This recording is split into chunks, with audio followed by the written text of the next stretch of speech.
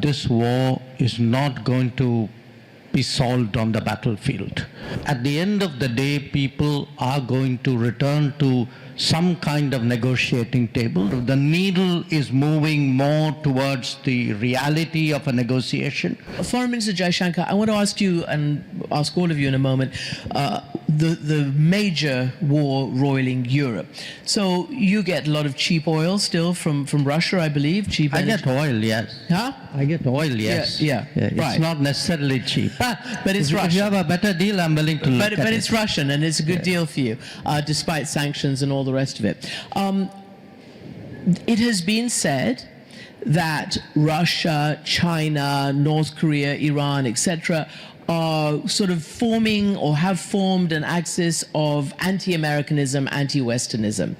And I want to know, does India have a role to play, or what do you believe will be the momentum on this Russia invasion of Ukraine and the resolution? I know the Foreign Minister Lavrov is going to speak. What do you think is going to happen, particularly with the Trump administration, who I know they're not in office, but they have very, very clearly telegraphed that they don't want to keep helping Ukraine militarily? Two comments. One, regarding the conflict, the war itself. You know, we've always held to the view that this war is not going to be solved on the battlefield.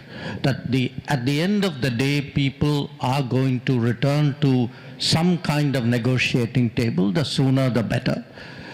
And our effort has been to facilitate that to the extent possible. Now, to be honest with you, that's not always been the most popular thing, at least in some parts of the world. But I do think today the general sort of the needle is moving more towards the reality of a negotiation than the continuation of the war. We are trying to do, you know, the bit I told you about why it's important for diplomacy to come forward. Yeah. Now we are really putting, in a way, our aircraft, our legs where our mouth is. We are actually doing, you know, going to Moscow, talking to President Putin, going to Kiev, engaging President Zelensky, meeting them in other places, trying to see if we can encourage, you know, find common threads which can be picked up at some point of time when the circumstances are right for it to be developed. We're not attempting a peace plan. We're not doing a mediation in that sense. We are doing multiple conversations and very transparent about telling each party, saying, look, at the end of the conversation, this is what we're going to tell the other party. We think that's, at this point of time, the most useful country diplomatically. We also believe in this, that we articulate the sentiments and the interests of the global south, 125 other countries who have found their fuel costs, their food costs, their inflation, their fertilizer costs impacted by this war.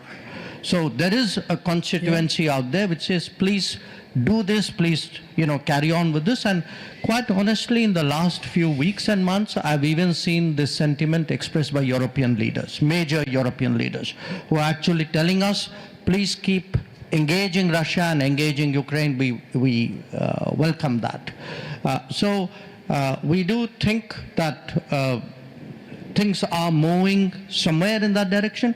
Your second point about, you know, is there such an axis? Look, perhaps in your world it sounds very effective and dramatic to sort of make this this sort of sweeping assertion. I didn't make it up. Yeah, they did. No, but in my world, that's not the reality. You know, every country has its interests. They agree some, they disagree some, they work some. Sometimes the same countries work in different combinations in different issues. The reality is much more complicated, much more granular. And I caution people, saying don't go for this very sweeping generalities, because they become self-fulfilling if you actually accept them. Okay. I don't accept that. You know, I do think each one of these is a nation with some history, with some certain self-regard, and each one of them is in it for themselves.